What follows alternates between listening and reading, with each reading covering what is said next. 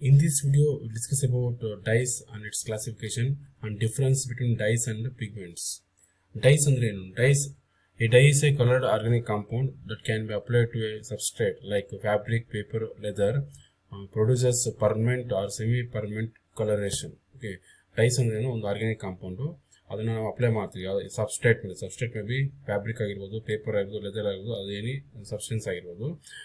That gives a permanent or semi-permanent coloration ಕೊಡುತ್ತೆ. It is called dyes. Okay, why dyes are colored? Dyes ಯಾಕೆ colour ಆಗಿರುತ್ತೆ? Dyes contain two important structural features. Dyes ಅಲ್ಲಿ ಎರಡು important structural features ಇರುತ್ತೆ. First one is chromophores, that is color bearing groups. Okay, chromophores ಇರುತ್ತೆ. Second one is oxochromes ಇರುತ್ತೆ. Chromophores ಅಂದ್ರೆ ಏನು? Color bearing groups. These are unsaturated groups responsible for the color. ಈ groups ಏನಿದು unsaturated groups. Okay, that is responsible for the color. Examples ಬಂದು azo group, that is N double bond N, ಮತ್ತೆ nitro group, that is NO2, ಮತ್ತೆ carbonyl group C double bond O and C double bond C, conjugated double bonds. These groups absorbs a specific wavelength and reflected light gives color. Okay, ಈ groups responsible for the color. Okay, ಇದು colour bearing groups. These are called chromophores. ಇದರಿಂದ ಏನಾಗುತ್ತೆ? Dyes colour ಇರುತ್ತೆ. Second one is auxochromes, that is colour enhancing group. ಇದು ಕಲರ್ನ enhance ಮಾಡುತ್ತೆ. Okay, ಕಲರ್ನ enhancing ಮಾಡೋದು ಯಾವುದು? Auxochromes. These groups do not produce colour alone but enhance the intensity and helps in binding to fibres. ಅಂದರೆ ಈ groups colour produce ಮಾಡೋಕ್ಕೆ direct responsible ಅಲ್ಲ, ಬಟ್ ಇರೋ ಕಲರ್ನ ಎನ್ಹೆನ್ಸ್ ಮಾಡುತ್ತೆ ಅಥವಾ ಇಂಟೆನ್ಸಿಟಿನ ಇನ್ಕ್ರೀಸ್ ಮಾಡುತ್ತೆ. And helps in binding to fibres. Binding ಆಗೋಕ್ಕೆ ಇದು ಹೆಲ್ಪ್ ಮಾಡುತ್ತೆ.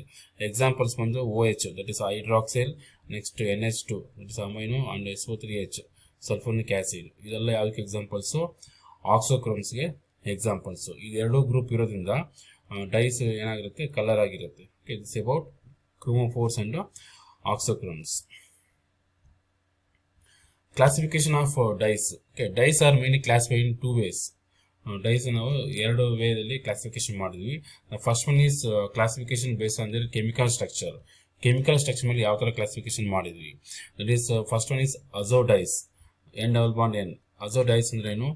ಅಜೋ dyes are the class of organic dyes that contain characteristic azo linkage ಇದೆ. N double bond N linkage ಇದೆ connecting to aromatic rings. These groups are responsible for their intense colors. Okay, azo dyes ಅಂದ್ರೆ ಏನು?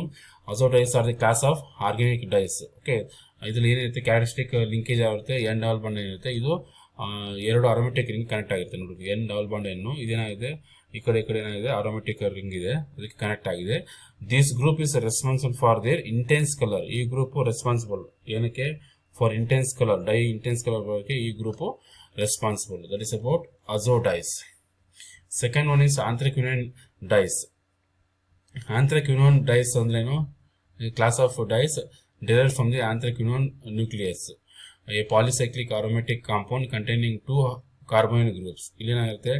2 carbonyl group ಇರುತ್ತೆ. They are known for their excellent color stability and light fastness. Okay, ಇಲ್ಲೇನಾಗಿರುತ್ತೆ? ನಿಮಗೆ main ಆಗಿ ಏನಿರುತ್ತೆ? 2 carbonyl groups ಇರುತ್ತೆ. Okay, this is about anthraquinone dyes. Third one is triphenyl methane dyes. Triphenyl methane dyes ಅಂದ್ರೆ ಏನು? Triphenyl methane dyes are the class of synthetic dyes characterized by central carbon atom bonded to 3 aromatic rings, phenyl rings. Okay, they are known for their brilliant intense color, especially in the visible region. ಇಲ್ಲೇನಾಗಿರುತ್ತೆ? ಇಲ್ಲಿ 3 aromatic rings ಇರುತ್ತೆ. 1 2 3 aromatic rings ಇರುತ್ತೆ. That is phenyl rings ಇರುತ್ತೆ ಈ ಕೇಸಲ್ಲಿ. This is about triphenyl methane dyes. Next, indigoid dyes. Indigoid dyes are the class of dyes structurally related to indigo. Structure ಯಾವ ಥರ ಇರುತ್ತೆ ಅಂದರೆ that is related to indigo, characterized by the presence of CO, CH, CH, CO, CO, CH double bond, CH, CO. Indigo chromophore system linkage ಇರುತ್ತೆ. Linking two aromatic rings. ನೋಡಿ, NH ಇದೆಯಲ್ಲ. Okay, ಇಲ್ಲಿ sir ಇಲ್ಲಿ CH ಇದೆ. ಇಲ್ಲಿ okay, CH ಇದೆ. ಇಲ್ಲಿ ನೋಡಿ CO ಇದೆ, ಇಲ್ಲಿ CO ಇದೆ. That is connected to aromatic rings. They are well known for their excellent fastness properties and mainly used in wet drying. Wet drying ಅಂದ್ರೆ ಅಂತ next ನೋಡೋಣ. It's about indigo dyes. Next, based on their method of application, dyes ಯಾವ ತರ classification ಮಾಡಿದ್ವಿ ಅಂದ್ರೆ direct dyes are water soluble dyes that can be applied directly to cotton or other cellulosic fibers without using mordant ಅಂದ್ರೆ ಏನು, the substance that helps in dye stick permanently to the material. Okay, direct dyes ಏನು ಮಾಡಿದ್ವಿ, these are the water soluble dyes.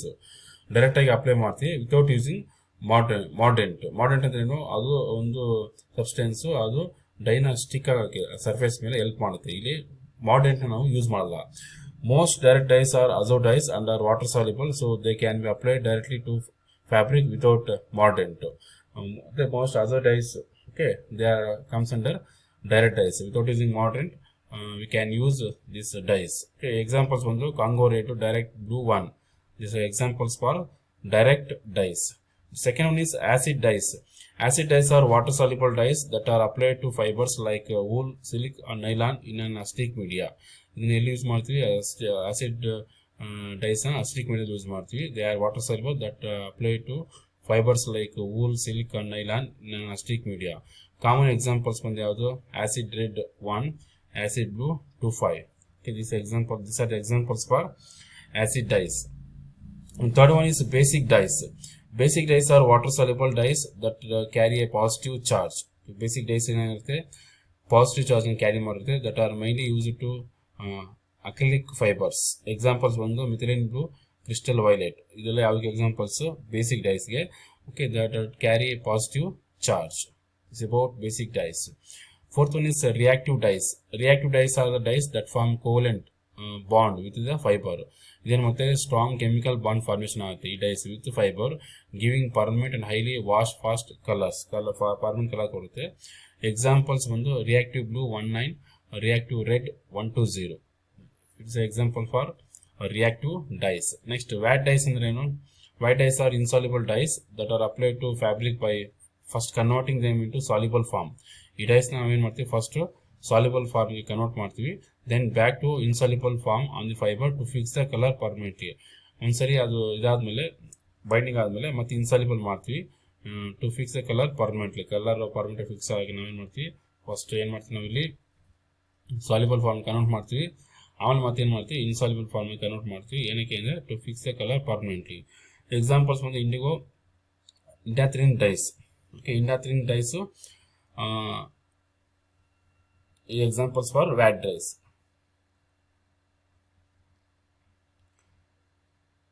Next, dispersed dyes. Dispersed dyes are water insoluble dyes. The water insoluble dyes that are applied to synthetic fibers like polyester in the form of fine dispersion. Fine dispersion ರೂಪದಲ್ಲಿ ನಾವು ಇದನ್ನ apply ಮಾಡ್ತೀವಿ, especially ಇಲ್ಲಿ synthetic fibres ಮೇಲೆ ಇದನ್ನ apply ಮಾಡ್ತೀವಿ. Examples ಬಂದು disperse orange 3, disperse blue 1. These are examples for dispersed dyes. It is about classification of dyes. Okay, the next, pigments ಅಂದ್ರೆ ಏನು, pigments are the colored insoluble substances that do not dissolve in a medium but are applied as fine particles dispersed in a binder to give color to the surface. Okay, ಇದು ಏನದು, colour ಮತ್ತು insoluble substance that do not dissolve in a medium but apply to, ಇದು ಹೆಂಗೆ apply ಮಾಡ್ತೀವಿ, fine particles ಆಗಿ apply ಮಾಡ್ತೀವಿ, ಅಂದರೆ disperse ರೂಪದಲ್ಲಿ to give colour to the surface. Example titanium dioxide, ಇದು white pigment, that's inorganic pigment. And azo pigments organic pigment. ಇದು ಅಂದರೆ ಇನ್ಆರ್ಗಾನಿಕಲ್ಲಿ ಯಾವ example titanium dioxide, organically azo pigments. Next, difference between dyes and pigments. Okay, difference ಏನಂದರೆ ನೋಡಿ, properties dyes ಮತ್ತು pigments. Nature mostly dyes ಏನಾಗಿರುತ್ತೆ, organic compounds ಆಗಿರುತ್ತೆ. Pigments may be it may organic or inorganic ಆಗಿರ್ಬೋದು. Solubility, ಇದು soluble ಆಗುತ್ತೆ ವಾಟರ್ಲಿ, ಸಾಲ್ವೆಂಟಲ್ಲಿ. Generally it is insoluble, ಯಾವುದು ಪಿಗ್ಮೆಂಟ್ಸು. ಡೈಸ್ ಬಂದು affinity fibre high, binds to fabric. Pigments ಅಂದರೆ ನೋ ನ್ಯಾಚುರಲ್ ಅಫಿನಿಟಿ, ಅದಕ್ಕೆ ಬೈಂಡ್ ಆಗೋದಿಲ್ಲ ಅದು. ಬಾಂಡಿಂಗ್ ಬಂದು chemical or physical bonding. Pigments ಬಂದು no bonding needs binder or resin. ಇಲ್ಲಿ ಬಾಂಡಿಂಗ್ ಆಗೋದಿಲ್ಲ, ಅದಕ್ಕೆ ಬೈಂಡರ್ ಅಥವಾ ರೆಸಿನ್ ಬೇಕಿಲ್ಲಿ. ಪೆನೆಟ್ರೇಷನ್, ಇದು ಪೆನೆಟ್ರೇಷನ್ ಇಂಟು ಫೈಬರ್ಸ್ ಆಗುತ್ತೆ, ಯಾವುದು ಡೈಸ್ ಪೆನೆಟ್ರೇಷನ್ ಒಳಗಡೆ ಹೋಗುತ್ತೆ.